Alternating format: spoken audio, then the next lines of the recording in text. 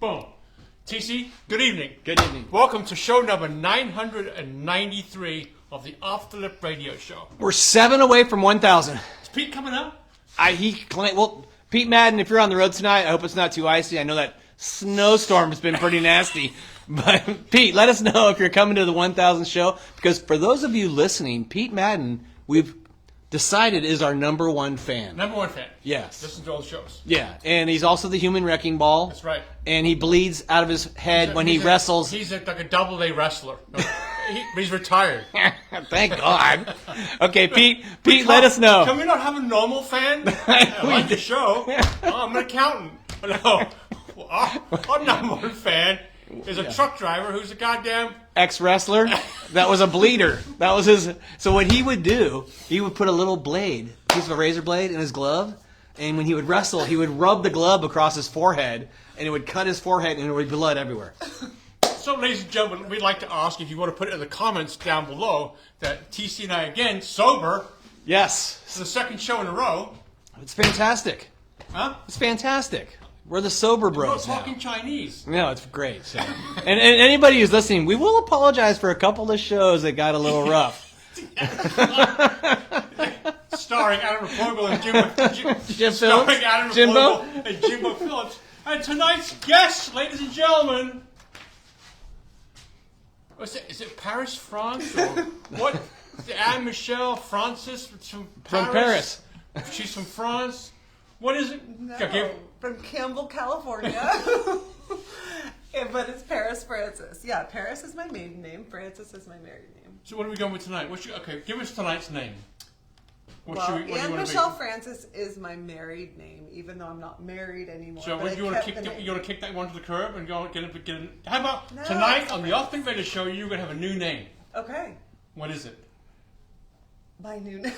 What's your new name? Anne Michelle France? You tell me. Paris, France. Anne Michelle Paris France. Francis. There you go. So we're back to Paris Francis again. Now- And can we ask what she is doing right now? Well, I'm messing it up because I'm distracted. I don't know what we did. I saw like an hour ago. This isn't the way I didn't know they what do she it. did for a living. Mm-hmm. I saw something where she was a surf skate shop owner, Right. right? And you and the other person, you owned a skate shop, surf shop. My ex-husband. Ex-husband. I own surf and skate shops. Yeah. What are they called? They're called Ohana Board Shop. Have you heard of them, TC? Absolutely. Yeah, I know you had multiple locations. My wife and I stopped at the one on Stevens Creek. The people are getting dizzy watching that. Oh yeah, no, they're great. They're having a good time. But yeah, no, we went to the one on Stevens Creek. Ohana opened when?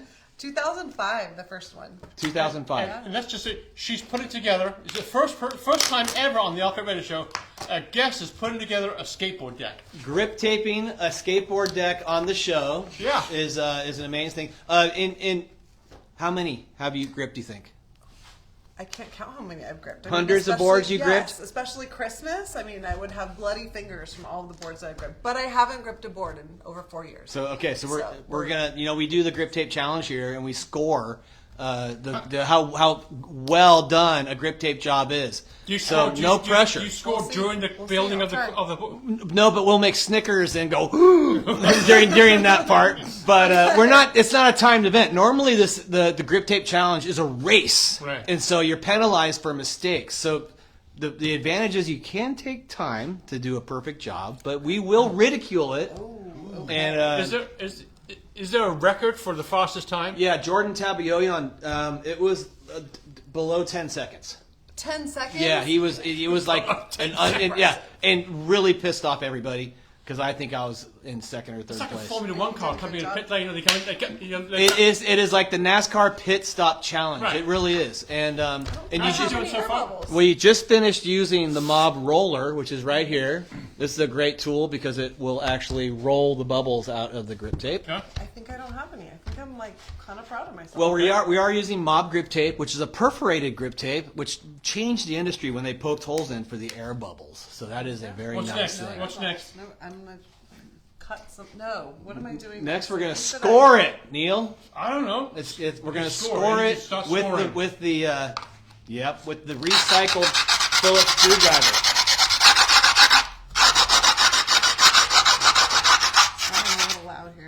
That's all right.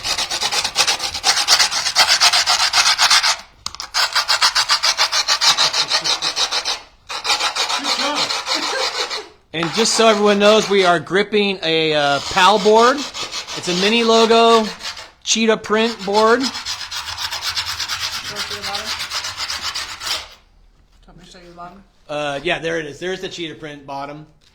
And Ohana was in 3 different locations. It was. We were on Stevens Street and Willow Glen and downtown Toronto.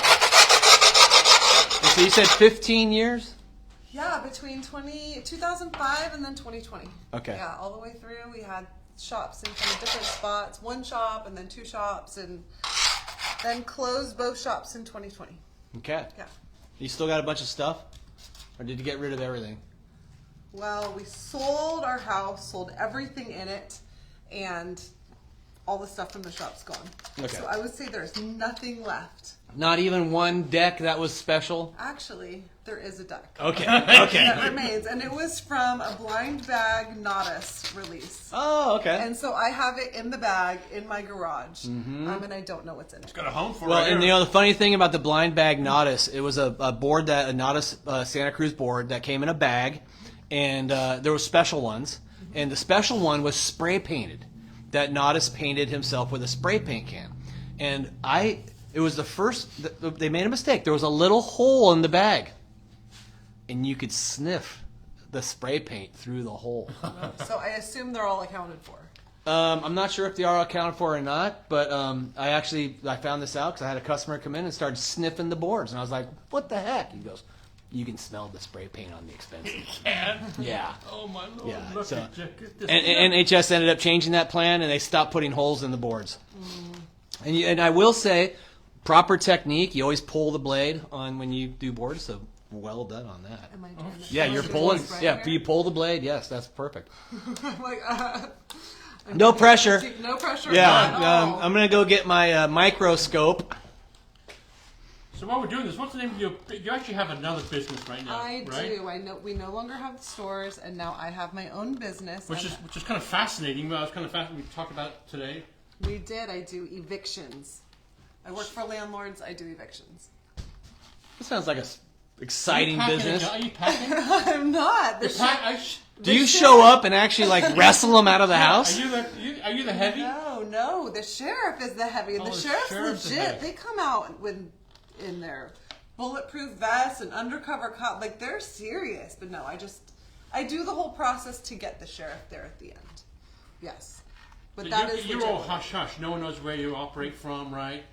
Is it all hush hush? I'm remote. I How mean, how James Bondy is it? I mean, it's not James Bondy. It's just I'm not super excited to tell people that evictions are my thing. But I've been Well, doing someone's it. got to do it. I've been doing it for 20 years, and I follow the law. And my What's your it's your business. What's your tagline?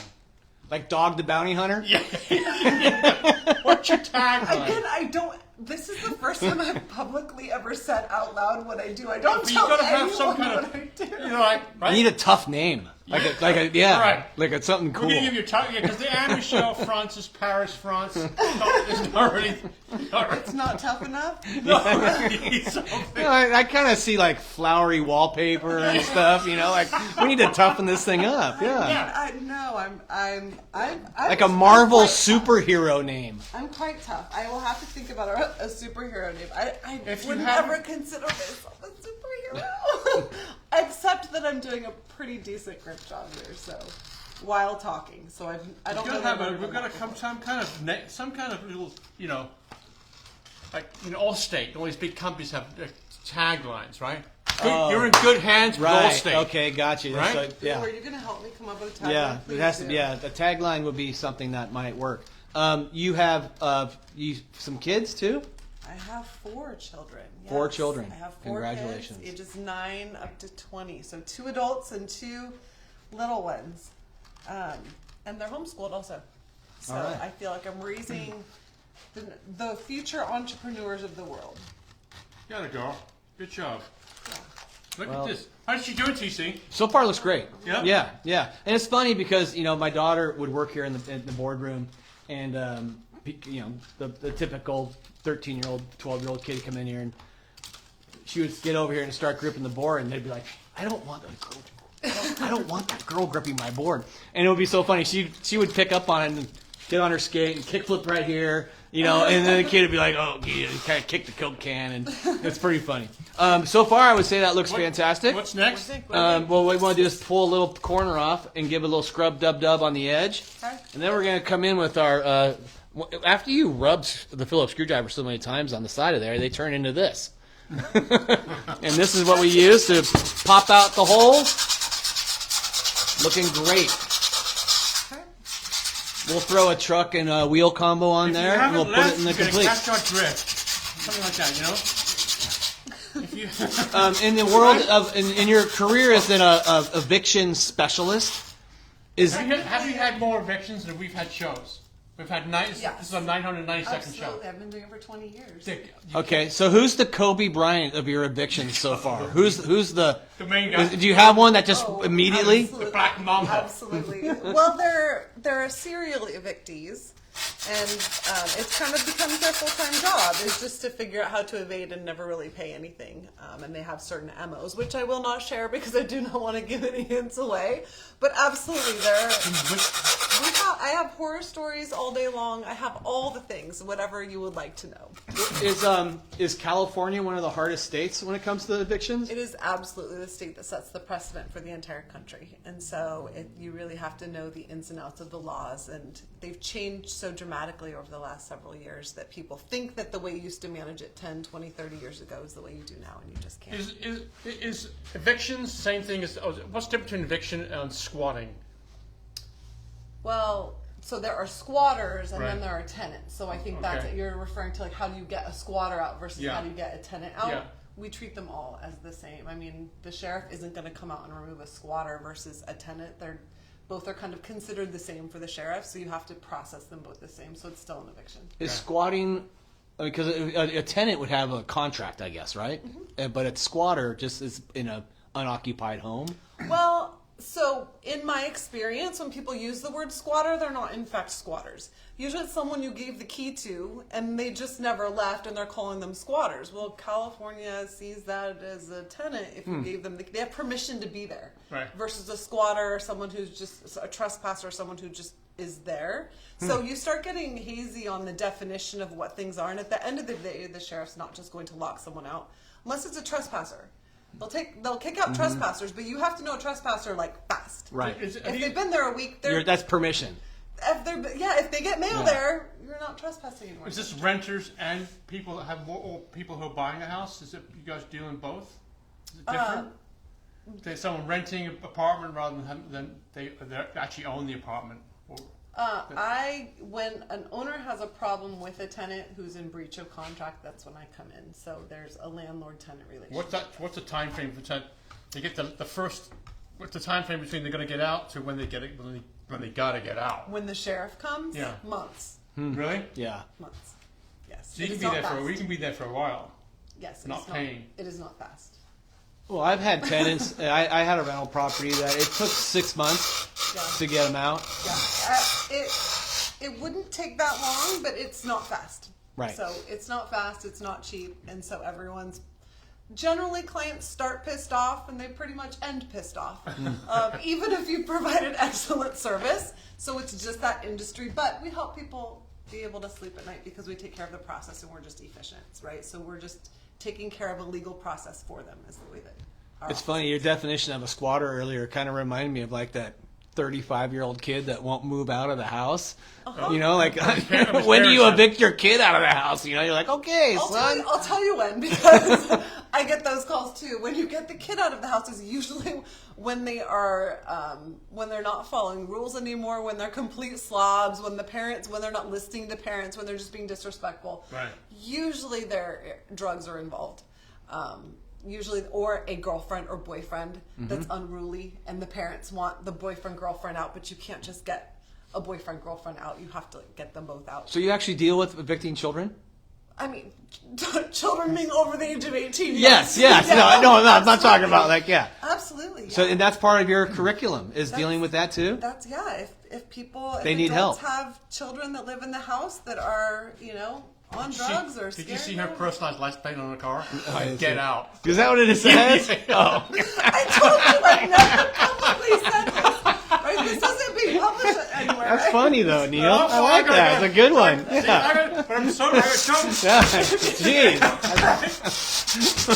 you go. Well, that's funny that people would actually call for that because I could see. I mean, there's like elder abuse where kids just like move in and they're like, I'm not leaving. So, but when you describe the squatter, I'm like, man, that sounds like some kids that don't want to leave. Yes, often it is. Or it's the girlfriend that you moved in and she doesn't want to leave. Or I have some favorites. Or an Airbnb guest where you went off of Airbnb and let them stay, and now you have somebody that's in your house that's not paying you and Airbnb is not covering it. I recently saw a story in LA where there's a woman down there who's like a pro, what you described that, and the exact scenario happened, and she's in like a 6,000 square foot mansion, and they can't get her out. Yeah, and I used to actually say that renting through Airbnb is actually more protective for landlords than California, because the Airbnb actually protects landlords better and can get people out, but it seems like they can't anymore because I've had more people with Airbnb situations calling to have to do. I had a friend of mine talked to. They've got Airbnb nightmare up in Lake Tahoe where they've got some people that just won't get out, and the place is destroyed. Yeah, so you need an And the eviction. Airbnb's like, we can't help you. Right. They used to be able to, but I think their hands are more tied to maybe because of California regulations. But I first even found out what Airbnb was many years ago when someone needed to evict someone who was on their couch and just never left. So Is it is your service like a membership thing? Is it you just call and help, and you're like, okay, it's this much? yeah, it's like it's desperation. It's I have this problem or I'm anticipating this problem, but it's usually somebody already has a problem. Is there a standard fee that you guys charge? Yeah. Across the board, or it's just you? Yeah, it depends on the county, depends on a couple of little things, but it's generally the same prices for different What's the things. cost to boot me out of my? What's the cost to Trade boot- secret, Neil. You have to call. Who am I calling? You have to Who call. am I calling? We're Blueprint Evictions. Blueprint Evictions. evictions. Okay. This is Blueprint Evictions' first commercial. I'm publicly saying that this Get out. So when you talk about the Kobe Bryant of evictions, Yes. just a tidbit of what happened in that one. It's actually more the serial evictees, and so they have the same MO. There's a couple of them. They have the same MO, and they go into properties and they just make a living nightmare for the owners, and then the owners become scared of removing them, and so then it turns into these major lawsuits that don't need to be major lawsuits, but it's because the tenant, I mean, they have a lot of time and energy to try and keep staying for free. So even though they don't work, all their time and energy is being spent on staying for free. Right. So And now AI can write that legal documents. But how can you safeguard if TC's renting his house to a couple? How do you safeguard yourself from what may happen in the future? You first of all screen your tenants really well, and you do it within the law, within the requirements of the law. You have to legally do it. You have to be very careful about running background checks or criminal checks or anything like that. Even credit checks. You have to be so careful. I actually host free landlord events where I teach tenant screening. I have a fair housing attorney, and I teach how to fill out a really good rental agreement so that you'll never need me in the first place. But it's all about tenant screening and then having a really good rental agreement that has a copyright date of 2024, 2025, and making sure it's an industry standard. Right. No, I have a great example of what went wrong. I let a family member screen a potential renter in one of my rentals, and she called and said they're really nice. They're Russian house cleaners, and so they moved in. Well, it turns out they were operating a Russian whorehouse. That's damn brewskis. So it was a really bad screening, and it would turn out to be a complete disaster. But if I would have known that they were not house cleaners, I would never have rented to those folks. and that ended up costing us a lot of money. Yes, I anticipate all of this as people tell stories. People when people do hear that I do evictions, everyone wants to tell me their story about their nightmare tenant, and so I hear lots of them. And for me, it's just like in a category. They're all kind of categorized of what. Okay, yeah, I've heard that story before, and all these different scenarios. But yes, having somebody else say, "Oh, this vouch for somebody," is definitely the worst way to ever let someone move into it. How's she doing, TC? It looks great. How important? I mean, so if somebody has a problem with a tenant, they should probably immediately contact you, right? Instead of waiting months before they get themselves in they're scared of the tenant, or they are afraid to take action. Yeah, I probably want to emphasize how many protections there are in court for tenants. Most landlords, I only work for ethical landlords. I will not work for slumlords, and if I have any indication of one, I get to choose who I work with, and I will say no. So of the ethical landlords that I work with, I make sure that they are doing things on the up and up, and everything is, they don't want to kick out tenants. No one wants to evict a tenant. No one wants to go through it. No one wants to pay the money no one wants to do any part of it, but it is something that's necessary. And so they're trying to get people to stay in there as long as possible. But at the end of the day, there's only so much that you can do to help somebody.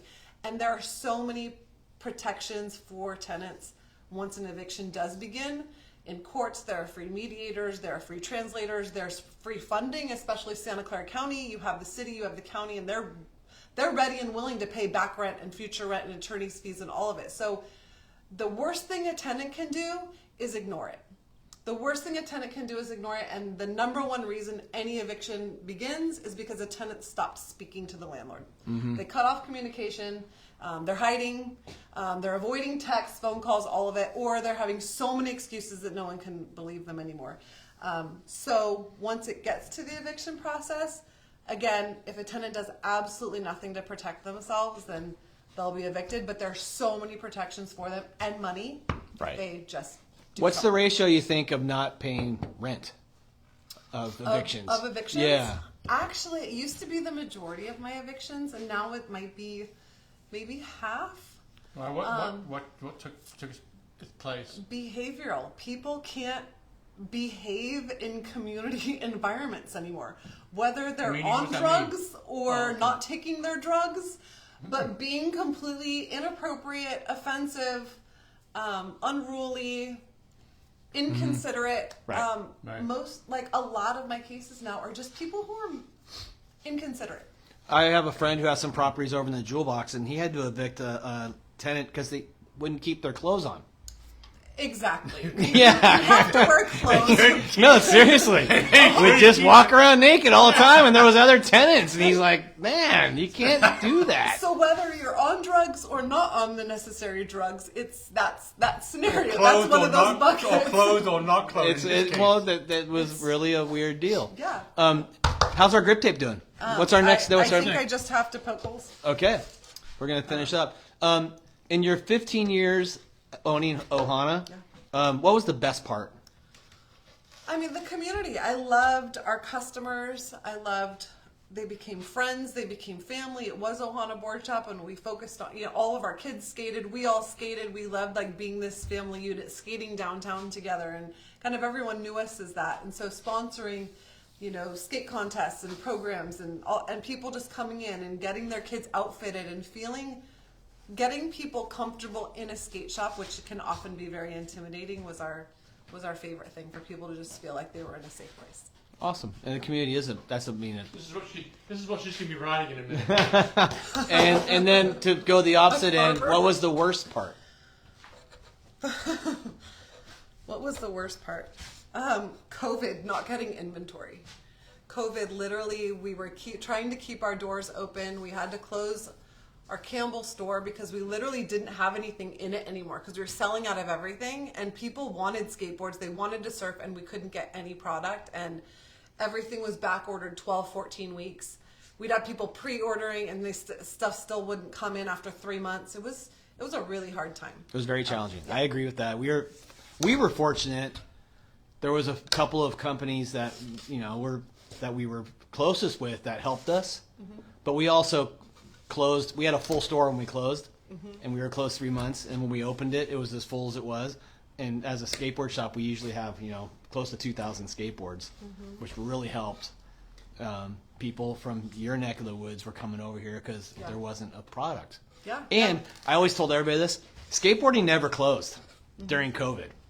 You could do it in the driveway, and the team sports thing was done, and parents wanted their kid to do something. And what shocked us during COVID was how many girls got into skateboarding during COVID. Yeah. It was actually really incredible. Yeah, we were really focusing on parents getting into skateboarding too, and teaching them that it doesn't have to be this intimidating sport, and there are certain skateboards. This skateboard is not what I would put a new mom that's never been skateboarding before on, and they don't see that. They see it as, oh, I see the cute penny board, and that's what I'm going to try on, and I'm going to break my neck. Well, yeah, you probably will. Right. And so getting them on skateboards that are actually match their skill level is a thing. Do you still have Ohana friends and people that from the store that you see? Oh, I mean, we absolutely have them. I think half of my Facebook friends are from Ohana. But yeah, I mean, that was our life for that whole, raising kids for the first 15 years of raising kids. Right. So yeah, Awesome. absolutely, yeah. Do you miss it? I miss that lifestyle. Yeah, that was fun. It was fun to just skate around with all the kids everywhere. Yeah, I'm sure. Yeah, it was fun. I loved owning shops. What do you think, CC? Looking pretty good? We are gonna have everybody that's watching this show take a look at this. You do it just in the light. You can see every bubble if there is, which I don't see bubbles. As we look along the edge, we look for what we call chingasas. A chingasa is a swerve. Like if you painted the lines in the road and suddenly you went out and in, that's what we're looking for. Is it called a chingasa? You know what? I would. See chingasas? I would give that a 9.75. Oh! Still got it. Now you're gonna show us your skateboard skills. I'm not skateboarding. You're not There was just a skateboarding little. There was a little. On a carver, definitely not on a carver on top. But you throw a carver. Well, congratulations. That's a very nice grip tape job. Thank you. You trusted me there. Thank you. Yep. That's great. We'll throw some trucks and wheels on it and put it in the completes room, and it'll live on for another day. It'll be a piece of Ohana over here. That is awesome. Yeah. All right. So the business is called Blueprint. Get the fuck out. I mean, as kindly as possible. Right. Yes. Blueprint evictions. Blueprint evictions. Why blueprint? Because we provide the roadmap to make it a seamless eviction process. Okay. And yes, it takes a long time, and yes, it's scary for both parties, and we make it very straightforward. We have great communication. We're really easy to work with. We have a fantastic attorney that's a supervising attorney, and we've been doing it a long time. We also only do evictions. And a lot of other law offices, they do a lot of different types of cases, so we are able to really get the fastest eviction possible because we know all the little nuances. What's the Facebook page for property owners that you have? So I have a private group for landlords, and it's called Handling Problem Tenants Like a Pro. And so I go live every Tuesday at 11 a.m., and I teach landlord-related topics for California landlords. I honestly, as a property investment property owner, I wish I would have paid a little more attention to that, because I probably wouldn't have had a Russian whorehouse. And so I see myself as preventative. No, I got rid of them. Yeah, it's preventative. I'm kind of like an insurance policy to be aware. And so really the smartest people are the ones who are looking at buying investment properties, and they call me first. And they say, I'm thinking about buying a duplex or a triplex in San Jose or something like that. What laws cover it? And then they can work backwards. And that's a smart way to do it. Would she know Cindy, do you think?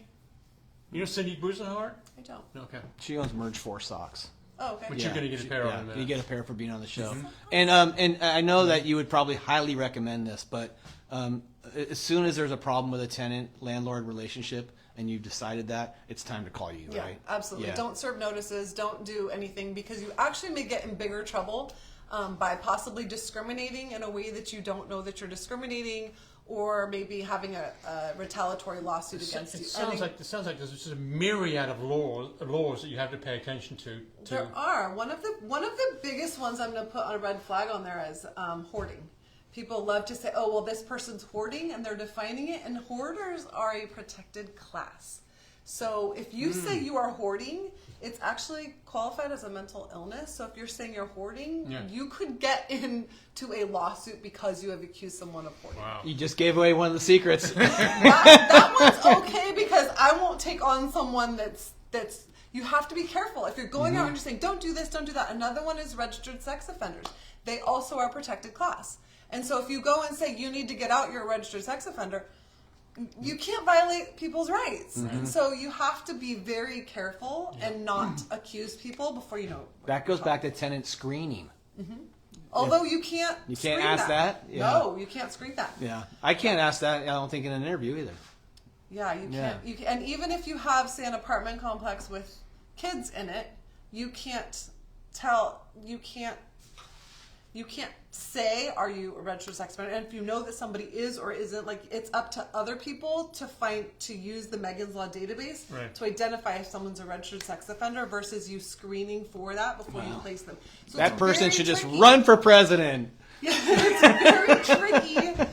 So be careful. That's the main thing. Is be careful with landlord-tenant laws. There are a lot of tenant protections. How did you went for this skate shop? How did you get into this business? That's a great question. Huh? How to get into evictions? Yeah, because it seems like the exact opposite. You've got all this skateboard shop? You got a skateboard shop, joy and happiness and fun, and over here you got. It's the Grim Reaper over here. I know. Right? I know too often. So How do you get both started in 2005. So my dad was an eviction real estate attorney for 20 years at that point, and he said, "Do you want to come work for me and run my office?" And I said, "Okay." And at the same time, we opened a surf and skate shop. And my husband at the time, my ex-husband, he quit his job, and we opened our first store. Yeah. So both were happening parallel. I never stopped doing evictions while we owned the shops. So he ran the shops, and I continued doing evictions the whole time. And then my dad retired in 2023, and I started my own business once he retired. I'm doing the same thing. He showed you the ropes. Absolutely. Yeah. I worked directly with him, under him for 18 years. What's the one thing he told you that you never forget, that you won't ever forget? You don't want to know. Yeah, I do want to know. No, you don't. No. We want to know. No pressure. No pressure. At the end of the day, my dad was a very dedicated worker. He was a fantastic attorney, and his biggest regret was not being there more for us when we were all growing up. And so as I raised my kids for 18 years working in the office with him, he never questioned when I would leave to volunteer in classrooms, pick them up from school, bring them into the office. Babies, I would have babies, and they would be crawling all over the office. Never an issue, never once. It was always for the family. That's cool. And so dad, huh? My dad. And so I have a family business, been part of a family business, and I wouldn't trade that for anything. So the surf skate shop and the eviction business were all family, so that's the connection. Was he waiting for you, like, hope the skate shop's going to be down Take over this business. Was he waiting for you to get rid of all those skate shops and have you come work for him? No, I think that he got to be cool too. He was wearing all the cool gear and the Santa Cruz gear and all of that, so he got to be part of that lifestyle and not be an attorney. Right. In his off time, and he came and he was the one grilling at all of our events, and he was in charge of the burgers and all that. That's so cool. Yeah, he was part of What was his name? Dan Paris. Okay. Yeah, Paris. Back to Paris. Back to Good job, Paris. Dan. Back to Paris. Back to Paris with Dan. Yeah. Is he still around? Yeah. Okay, good. Hope he sees the show, likes the show. Good job, Pop. Do we have a plan for our 1,000 show yet, Neil? You know what I want to do? What's that? I want to. Try. Okay. All right. I don't have anything. We need to talk about it. Okay, we'll talk about it. What do you think? You got to There's a chance. Yeah, that's a chance. So we're working on a plan for the 1,000 show. Yeah. If we can pull it off, that will be amazing. Yeah. And we'll discuss it more. Yeah. Okay. Yeah. Next week. Got one next week? Nick Svedish is coming back. Oh, Save the okay. Waves. Save the Waves. We'll find out. I forget who's coming. Lee Solomon said he'd come on the show. Oh, KSBW Lee, we miss him. Yeah. Yeah.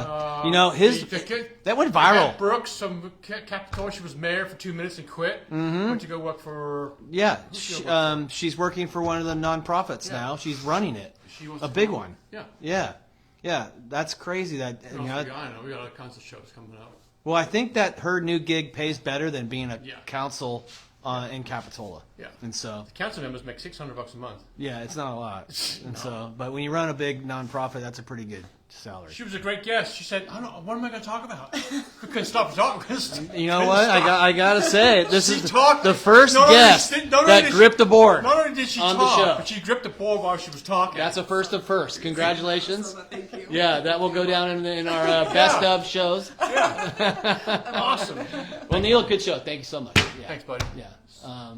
Any final words? Any shout outs to the kids? Thank you for having me. Yes, Malia, Brody, Tate, Laney, I love you guys. Thank you for having me on here and promoting my business and learning more about me. Blueprint Evictions. Yeah. Thanks. Good advice for Get anyone who the owns F a out. property. I Get love it. Yeah. the F out. Yeah. Is that the license plate? What was the license plate say? Get out? Get out.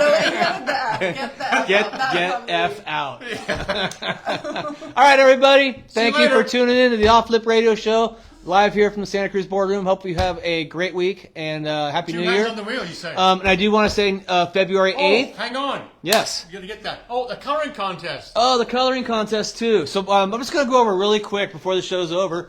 The annual boardroom coloring contest is going on right now, and you guys can enter the coloring contest.